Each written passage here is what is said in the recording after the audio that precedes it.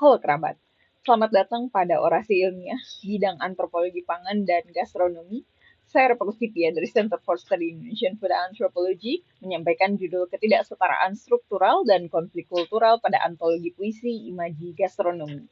Antologi ini memuat 38 puisi bertemakan menu-menu yang saya cicipi dengan fenomenologi.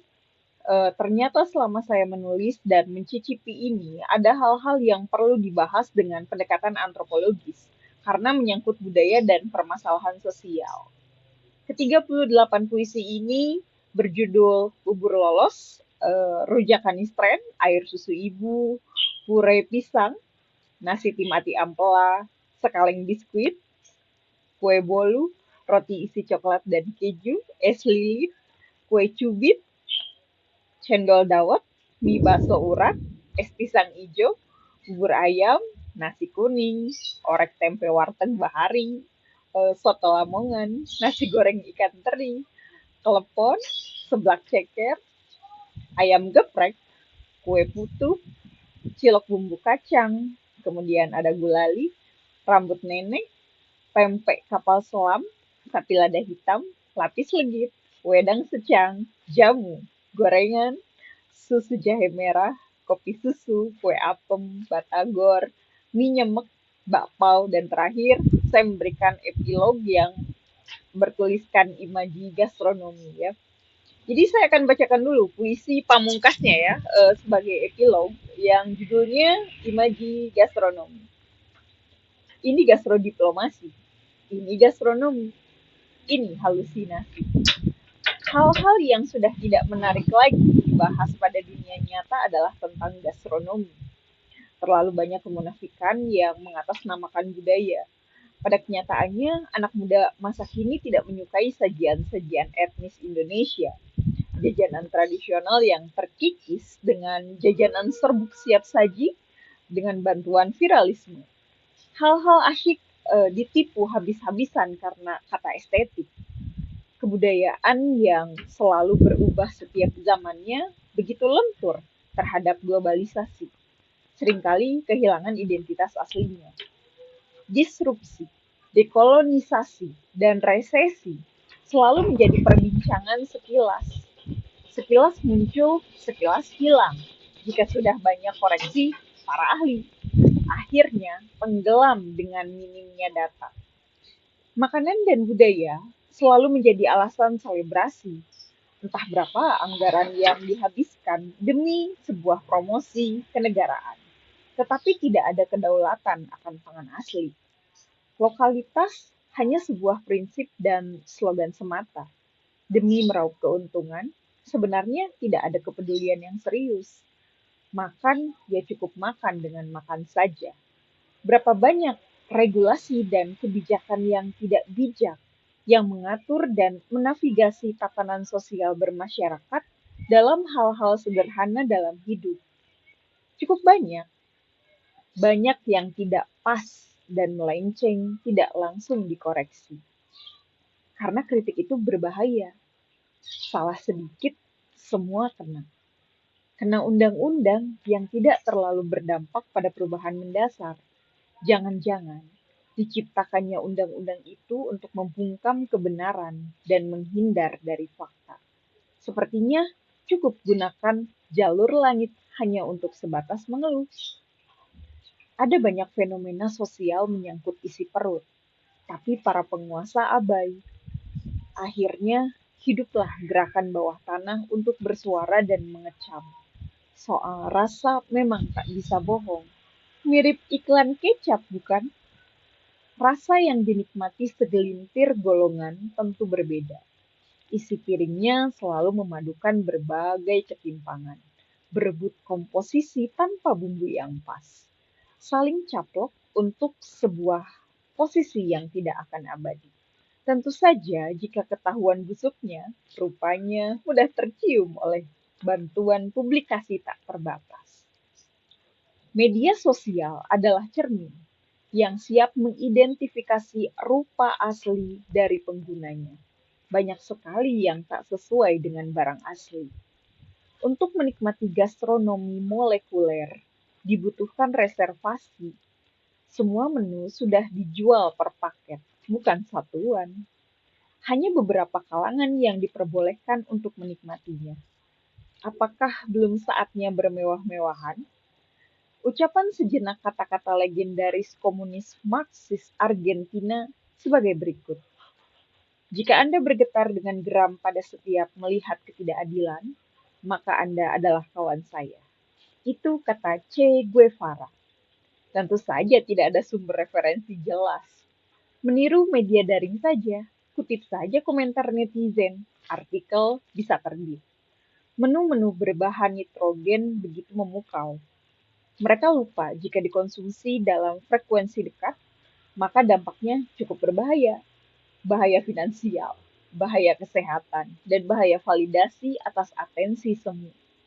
Mengolah gastronomi suatu bangsa dan negara tidak hanya cukup ditangani oleh satu lembaga, perlu hal-hal kolaboratif. Heran, mengerti atau tidak istilah kolaboratif ini? Sering didengungkan, tapi hanya sebatas kata tanpa makna. Gastronomi bisa maju dimulai dari kedaulatan setiap individunya dalam menikmati makanan, makanan Indonesia asli atau campuran etnis lainnya. Hal ini juga rumit, serumit realita. Nah, kerabat, itulah epilog dari bagian antologi puisi Imaji Gastronomi ya, yang saya tulis dengan ke-38 puisi lainnya. Tentu saja dengan fenomenologi yang saya temukan. Kesenjangan generasi dan budaya akan terlimpahkan pada puisi ini ya.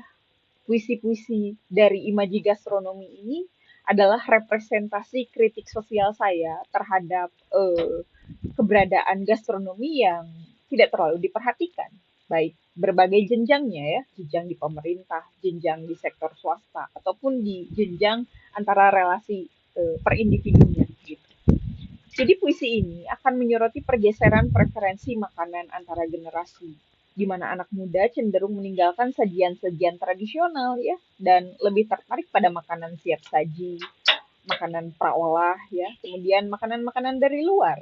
Nah, ini juga mencerminkan perubahan budaya dan nilai-nilai yang berkembang dalam masyarakat. Ya, tentu saja hal ini bisa dikembangkan dan bisa dibuat dengan rasa-rasa lokal. Namun, gempuran-gempuran kesenjangan rasa dan kesenjangan porsi pada menu-menu makanan juga akan berpengaruh drastis.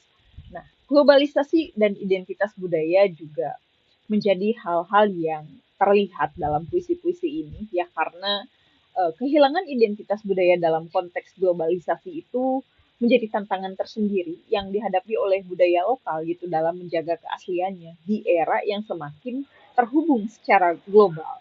Nah, dari sisi politik, era ini sudah memasuki era pasca kebenaran. Jadi, yang mana yang akan menjadi komposisi yang benar-benar bahan pangan seperti itu. Kemudian tadi membentuk kritik sosial ya. Hal ini kan masuk pada kekuasaan dan politik pangan ya. Karena puisi-puisi ini harus bisa menyoroti ketidakpedulian penguasa ya terhadap isu-isu pangan dan kritik sosial terhadap kebijakan yang tidak bijak dengan mengatur tatanan sosial terkait manusia dan makanan. Hal ini menggambarkan ketidakseimbangan juga gitu dalam distribusi kebijakan dan juga sumber daya. Nah, adanya banyak kegagalan dalam transformasi sistem pangan untuk menyelesaikan isu-isu bahkan permasalahan kesejahteraan sosial dimulai dari sisi konsumsi. Media sosial dan representasi identitas seperti halnya menjadi cermin dari identitas individu modern saat ini. Yang penting individu itu sudah tersambung dengan internet, maka berbagai informasi dan apapun kegiatannya bisa dibagikan untuk netizen bahkan citizen. Nah, ketidaksesuaian dengan hal-hal tersebut timbul pada peran media ya, termasuk media sosial juga dalam membentuk citra diri, identitas budaya dan identitas rasa orang Indonesia. Ada berbagai kesenjangan sosial dan akses terhadap gastronomi. Puisi Imaji Gastronomi ini dalam suatu antologi ya yang sudah terkumpul di mana hanya segelintir kalangan yang dapat menikmati makanan yang mewah, makanan yang berkualitas, makanan yang sangat ciamik ya ataupun estetik, makanan-makanan yang enak dipandang gitu. Ini mencerminkan ketimpangan dari distribusi sumber daya ya, terlebih sumber daya alam. Masuknya ke kategori komoditas pangan. Nah, hal ini akan membahas lebih lanjut tentang akses terhadap kepuasan budaya. Bagaimana dengan bahaya konsumsi pangan? Puisi ini juga akan merasa mewakili tentang bahaya konsumsi makanan tertentu ya, ketika dipaksakan dan tidak ada alternatif lain gitu, seperti makanan molekuler atau gastronomi molekuler. Hal ini kan bisa dinikmati secara atraksi saja gitu dan untuk kebutuhan wisata, bukan untuk kebutuhan makanan primer gitu ya. Nah, sedangkan untuk makanan primer itu melihat dari ketersediaan pangan, dari dampak stabilitas harganya, dan terhubung pada rantai pasok sistem pangan ya, dari mulai praproduksi. Nah, sebelum ke praproduksi, pasti ada sengketa lahan atau ada bahasan-bahasan kepemilikan lahan ya, di mana hal tersebut harus secara adil ya bisa dirasakan gitu oleh berbagai golongan atau ya minimal para petaninya yang akan mengolah lahan tersebut. Nah, hal-hal tersebut kan berdampak pada eh, imajinasi ya sebagai para penikmatnya gitu ya dari makanan-makanan yang ingin dicicipi gitu. Hal ini juga berkorelasi pada kekuatan finansial atau keuangan dan perasaan pada validasi atas perhatian-perhatian media sosial yang membantu keberadaan makanan-makanan mewah ini. Nah, dari puisi-puisi imaji gastronomi ini, saya mencoba mengkolaborasikan ya tentang isu-isu partisipasi sosial gitu karena di situ ketika saya mencicipi berbagai menu ya dari ke-38 menu itu saya melihat ternyata untuk mengatasi masalah gastronomi dan budaya ini perlu adanya skeptisisme juga gitu terhadap kemungkinan yang menjadi apa ya hal-hal yang unik gitu atau hal-hal yang sedang tren gitu karena hal-hal tersebut tidak terlalu membantu ya pada pergerakan sistem pangan dalam transformasi nyatanya gitu karena suatu transformasi sistem pangan akan membentuk gastronomi masa depan ya karena ya itulah gambarannya gitu isi piring itu dilihat dari ketersediaan sumber daya pangannya dulu gitu. Nah, sumber daya pangan itu kan ditanam ya dari berbagai ekosistem. Jika salah satu ekosistemnya rusak atau rapuh bahkan hilang, maka ada ketimpangan nilai gizi dalam suatu kenikmatannya ya dalam satu porsi atau suatu menu. Nah, dalam konteks analisis puisi imaji gastronomi yang saya tulis, di sini ada kontribusi para kerabat Center for Study Indonesian Food Anthropology yang melihat pendekatan antropologi pangan ya. Beberapa teori antropologi pangan yang bisa menganalisis antologi puisi ini yaitu antropologi konsumsi ya. Ini dibahas dari teori-teori konsumsi makanan ya dalam suatu budaya gitu, kemudian melibatkan berbagai faktor-faktor sosial, kemudian faktor ekonomi, faktor politik yang mempengaruhi preferensi makanan pada akhirnya ya. Dan puisi ini juga merupakan kritik sosial pada perubahan pola konsumsi makanan ya. Jadi ada yang dimaksud dengan pergeseran cita rasa generasi. Kemudian ada antropologi politik pangan. Nah, hal-hal tersebut juga menghubungkan antara kekuasaan politik dan struktur sosial dalam konteks makanan dan konteks menu ya. Di sini juga terlihat ada kritik pada kebijakan pangan dan ketidakadilan dalam distribusi sumber daya pangannya ya, yang mempengaruhi hubungan kekuasaan dalam masyarakat dan hubungan bagaimana cara menikmati makanan yang enak. Kemudian para kerabat Center for Study Indonesian Food Anthropology melihat imaji gastronomi ini dalam bentuk identitas dan budaya ya karena yang dicicipi oleh saya adalah makanan-makanan yang memang Indonesia banget gitu ya bisa dibilang demikian gitu dan mudah didapatkannya. Nah, hal ini berlaku pada identitas budaya suatu kelompok atau individu ya dalam perubahan preferensi makanan yang memiliki refleksi perubahan identitas dalam masyarakat bagaimana masyarakat tersebut menikmati menunya, ya, apakah hal-hal tersebut juga ada korelasinya dengan hal-hal prestise, ya, atau malah mengelompokkan pada status sosial tertentu untuk menikmati dari cita rasa menu yang tersaji. Nah, antropologi lain melibatkan antropologi ekonomi. Di sini terlihat dalam imaji gastronomi bahwa hal-hal ketimpangan sosial dan hubungannya pada produksi distribusi, ya, terlebih juga pada konsumsi makanan dalam konteks ekonomi dan pertukaran sosial. Di situ ada kata dan definisi mahal, ya. Jadi mahal untuk menggapai suatu menu, bahkan suatu cita rasa itu juga tergambarkan, ya, oleh sebagian masyarakat yang menikmati berbagai menu, ya. Jadi menu-menu dalam konteks gastronomi itu tidak selalu bisa didefinisikan nikmat atau enak gitu. Ada hal-hal sosial yang terlewatkan gitu, bahwa suatu kue Bugis bisa dianggap mahal, ya, oleh kelompok tertentu gitu, dan juga pengaruh lokasi untuk mendapatkan aksesnya.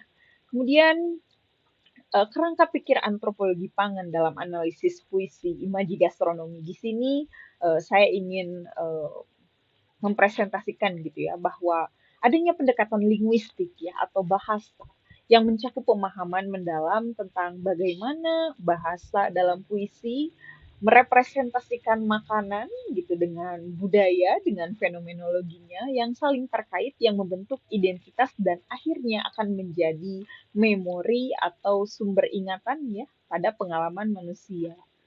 Nah, pertama, saya juga melihat adanya pendekatan linguistik pada antropologi yang begitu menarik, ya, karena ada berbagai sebutan-sebutan pada menu-menu gitu. Jadi dari satu komoditas itu ternyata beragam bahasa yang terciptakan gitu. Misalkan, ya, dalam apa membeli pisang gitu. Pisang itu kan dalam bahasa-bahasa Indonesianya adalah pisang gitu. Namun ada bahasa Sunda, ada bahasa etnis lain yang bilang pisang itu bukan pisang gitu, tapi ada cau gitu, ya, ada gedang dan lain-lain.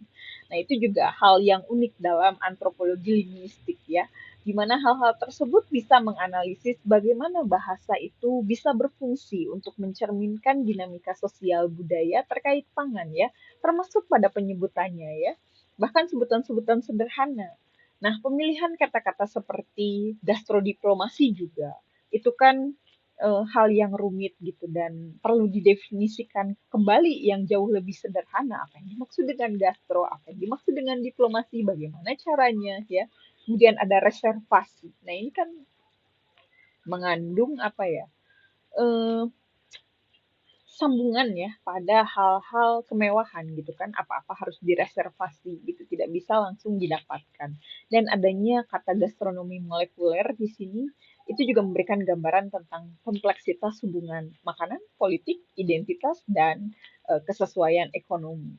Selanjutnya ada analisis linguistik ini memperhatikan konstruksi naratif, ya. Jadi di sini ada unsur metafora yang saya tambahkan juga, di mana ini kan sedang berpuisi, ya. Artinya menggambarkan hubungan antara manusia dan makanan gitu, ya. Adanya unsur budaya juga.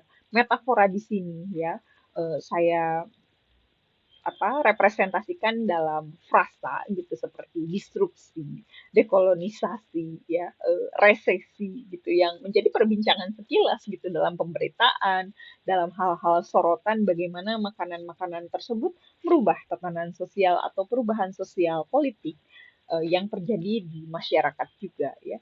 Pendekatan linguistik dalam antropologi di sini menghasilkan bagaimana puisi itu bisa menyampaikan pesan-pesan darurat dari isu-isu kekuasaan dan kebijakan pangan. Jadi bahasa yang harus disampaikan dalam berpuisi itu digunakan untuk mengkritik, ya, dalam imaji gastronomi ini.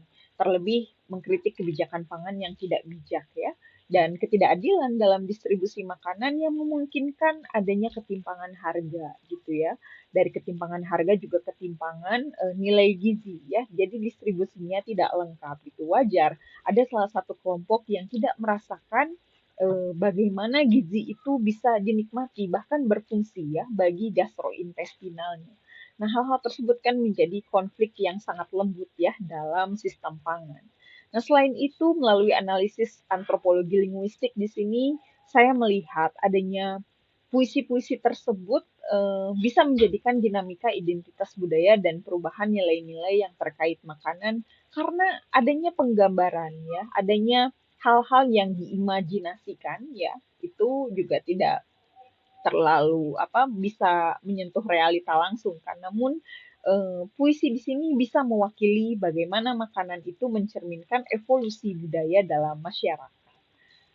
Ada beberapa antropolog di sini yang menggunakan hal-hal imajinasi ya atau hal-hal imaji yang menyampaikan kritik sosial terhadap gastronomi, terhadap makanan, kebijakan pangan, politik pangan ya, seperti antropolog Michael Dittler. Nah, itu biasanya menghubungkan antara makanan, budaya, dan identitas yang mencerminkan bahasa dan ritual ya dengan pendekatannya antropologi linguistik juga. Kemudian melihat Carol Cunningham, itu juga merupakan antropolog pangan ya, yang merekam tentang makanan identitas budaya. Nah, itu biasanya representasinya adalah dengan konteks sosial budaya, dengan permasalahannya ya. Makanya di situ ada pandangan feminisme ya, kemudian melihat dari karya-karya sosial masyarakat dalam representasi bagaimana keadaan pangan hari ini, bahkan pangan dan budayanya yang sudah hilang ya atau tergantikan. Nah, terakhir pendekatan linguistik di sini dalam antropologi ya, terlebih antropologi pangan yang saya gunakan itu memungkinkan bagaimana puisi itu merepresentasikan isu-isu kesehatan dan lingkungan ya terkait dengan pangan. Jadi bahasa-bahasa yang saya gunakan juga bahasa-bahasa yang tidak terlalu frontal ya, namun bisa menyampaikan bagaimana pesan-pesan yang saya rasakan gitu dari fenomenologi ketika mencicipi suatu menu ya, karena kan itu dalam peristiwa-peristiwa sosial ya yang saya nikmati itu. Nah, secara keseluruhan, kerangka pikir antropologi pangan dalam analisis puisi dengan pendekatan antropologi linguistik di sini akan setidaknya ya memberikan wawasan gitu dalam hubungan kompleks ya antar bahasa, kemudian makanan dan juga budaya ya untuk membentuk suatu pengalaman dan dinamika sosial budaya masyarakat. Terakhir saya bacakan kembali puisi bagian puisi ya dari 38 puisi dalam antologi Imaji Gastronomi. Jadi ini judulnya Bakpao ya. Bakpao. Ini tergantung isinya apa. Jika isinya bukan daging sapi bagaimana? Itu kan berlaku untuk umat muslim. Yang non-muslim kan berhak menikmatinya. Mengapa hal-hal seperti ini menjadi keributan besar? Pilih saja isi kacang hijau atau coklat. Isinya, bukan isunya.